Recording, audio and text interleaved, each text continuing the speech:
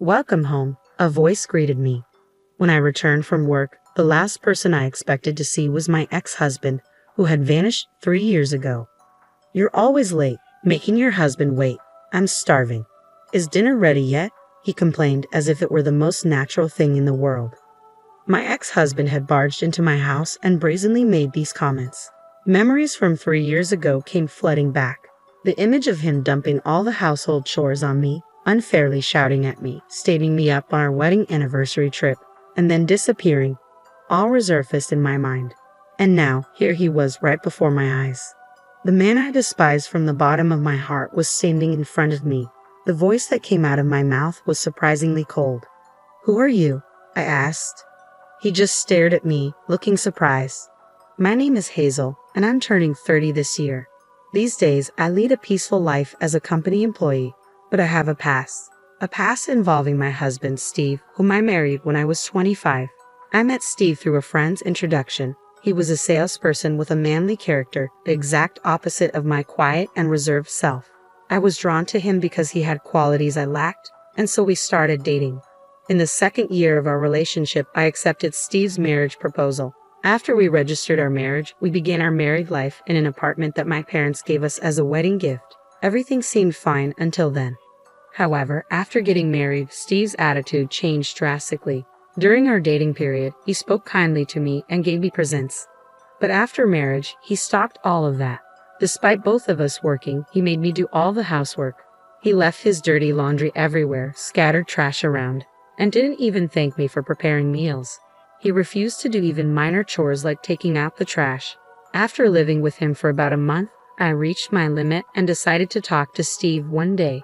"Hey Steve, we're both working. Can't you help a little with the housework?" I asked. Steve sighed as if he were tired. "You know we're married, right, Hazel?" "Yeah, but it's common sense that the wife does the housework after marriage." I couldn't hide my surprise at Steve's outrageous words. "That's not true. These days, it's common for both parties to share the workload." "What? You want your husband to work at home too? You're such a nagging wife. If you don't want to be called that, you better do your job properly," Steve retorted and turned to watch TV. I couldn't say anything and continued doing all the housework.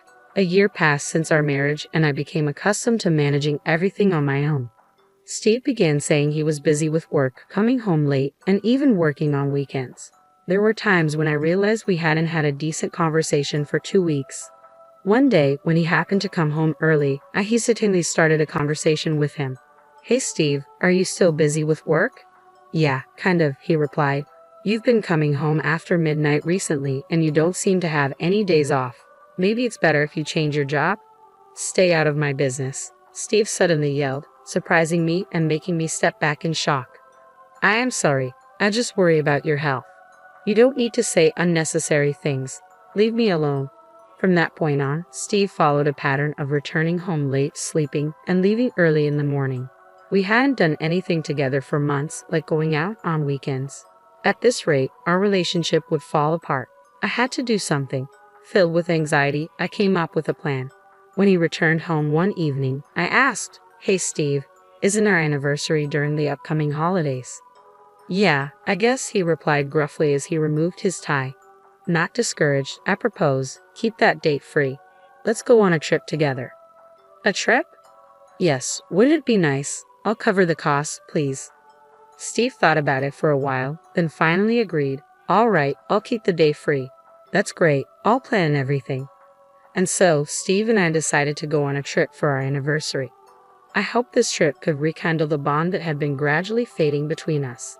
With this in mind, I thoroughly researched and made all our travel arrangements. A few weeks later, the day of the trip arrived. Steve hadn't returned home since he went to work the day before. Our departure was scheduled for 10 a.m., and time was quickly running out. In a panic, I called him repeatedly but couldn't reach him. Finally, in the afternoon, Steve called.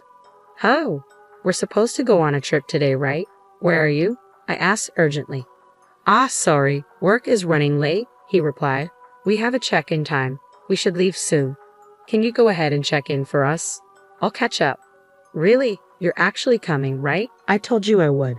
Bye," he said, ending the call abruptly. I was left dumbfounded. The check-in time was approaching, and I needed to leave immediately.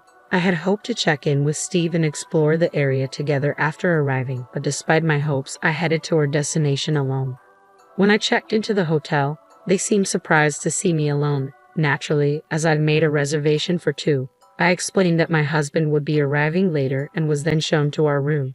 Outside the window, it had started to rain, as if reflecting my feelings.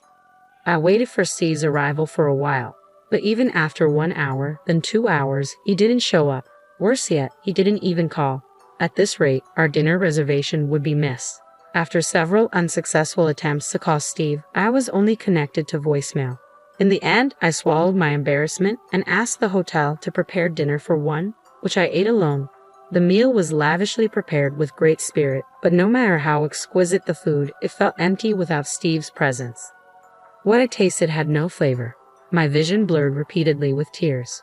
When the hotel staff asked what to do with the cake adorned with a happy anniversary plate, all I could say was, "Please discard it." That day, I ended up staying at my travel destination alone. Although I had a sightseeing tour planned for the next day, I canceled it and hurried home. At that time, I thought something might have happened to Steve. "I'm home. Steve, are you back?" I called out as I entered the house. The room was silent, with no sign of anyone. I dropped my luggage and glanced at the dining table. There, I found divorce papers signed by Steve and our wedding ring. "What? What is this? What is going on?" I exclaimed. I searched for a letter but found nothing. Looking around the house, it was clear all his belongings were gone. Everything had been moved out. Stunned, I could only sit down on the spot. When I came to my senses, I immediately contacted my mother-in-law. She lived far away, and we had only met a few times, but she was a kind woman who treated me kindly. When I explained the situation, my mother-in-law was also astounded. She had no report from him, and he didn't seem to have gone to his parents' house either. When I called Steve's office after the holiday, I was told a shocking fact. Mr. Smith resigned last month. "What?" I exclaimed. "We've been trying to reach him too, but we haven't been able to get through since yesterday. Could you please tell him to contact us as soon as possible?" they asked. I ended my call with Steve's workplace in a daze. Next, I pulled out my cell phone and called Steve, but all I heard was, "The number you dialed is currently not in use." And so, Steve vanished abruptly. After going through various processes, I submitted the signed divorce papers and forcibly ended our married life. Time passed, and about 3 years went by. I have remarried and now live a peaceful life. Of course, I was initially distraught, but now I hardly ever think about my ex-husband. It's true what they say, time heals all wounds. As usual, when I came home alone after work, I noticed something strange. The lights in the house were on. That's odd. Did I forget to turn off the lights this morning? As I reached for the doorknob, I noticed the front door was unlocked. What's more, there was a pair of ragged men's sneakers that I didn't recognize at the entrance. A wave of tension ran through me, and I was about to pull out my cell phone to call the police when a familiar face appeared at the entrance. "Oh, welcome home, Hazel." "What?" I gasped. The person standing there was none other than Steve, my vanished ex-husband. I was surprised and speechless. Without paying any attention to me, Steve brazenly said, "You're late coming home as usual. You've kept your husband waiting." "I'm hungry. Is dinner ready yet?" Steve's casual inquiry triggered a flood of memories from 3 years ago. The audacity of Steve, unloading all the household chores on me as if it were my duty, yelling at me unreasonably, stating me up on our wedding anniversary trip, and then disappearing off the face of the earth. Now he was standing right in front of me, the man I hated from the bottom of my heart. The voice that escaped from my mouth was surprisingly icy. "Who are you, huh?" Steve, taken aback, stared at me. Returning his gaze sharply, I said, "Leave now, or I'll call the cops." "Whoa, wait a minute. You can't tell me you've forgotten your husband's face," Steve retorted with a smug grin. Upon closer inspection, he had put on weight, let his hair and beard grow out, and looked utterly unkempt compared to 3 years ago. Holding back my growing disgust, I retorted without mercy, "Stay back. What do you mean by husband? Come on, we're married, aren't we? You haven't forgotten just because we haven't seen each other for a while, have you?" "What are you talking about? I filed for divorce a long time ago. We're strangers," I stated firmly. At that, Steve's face looked like he had been struck by lightning. His eyes wide open, his mouth agape, he stammered, "Why would you do such a thing? You left divorce papers signed by yourself, didn't you?" I countered. "What? You took it seriously? Did you really submit it?" Steve looked flustered, playing the victim. I glared at the flustered Steve with a disgusted look. Is that a problem? Of course, it's a problem. I didn't intend to divorce at all. What? I thought you would wait for me. I didn't think you'd actually go through with it. My patience had run out with Steve, who was playing the victim. What do you mean? I thought you would wait for me. After all, it was you who abandoned everything 3 years ago to move in with your mistress, wasn't it? I pointed out. When I said that, Steve once again looked astonished. Soon after, he disappeared. I hired a private investigator to locate him half a year after he left. The investigator found him, and the report I received was beyond imagination. About 6 months before he disappeared, he had been having an affair with a coworker. Apparently, their relationship was an open secret at the office. In the end, he and the other woman quit their jobs and started living together in the neighboring state. Upon hearing this, I immediately filed for divorce. My love and affection for him were completely exhausted. I had been living, trying not to recall the past, yet now he appears before me, even having the audacity to barge into my house. I deeply regretted not having changed the locks. No, Hazel, you got it all wrong, Steve pleaded. What's there to misunderstand? I've gathered all the evidence through a PI. Go back to her, I retorted angrily. That's not possible. We broke up. We've been fighting a lot recently. I don't care about her anymore. Hazel, you're the only one for me, my ex-husband pathetically clung to my arm.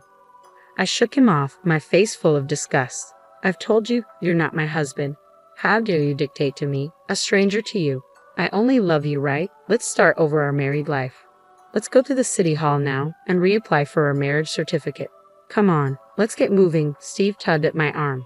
This is hopeless. He's not understanding a word, I thought. Just as I took out my cell phone to call the police, the front door swung open. Who might you be? Let go of her, a commanding voice interrupted. Steve, taken aback, slackened his grip. I instantly ran towards the source of the voice. What the? Who are you? Steve asked. My husband, I replied, clinging to my returning husband. He gently soothed me and addressed Steve in a low voice. You're Steve Smith, right? Hazel's ex-husband. Yes, that's me, Steve replied, bewildered.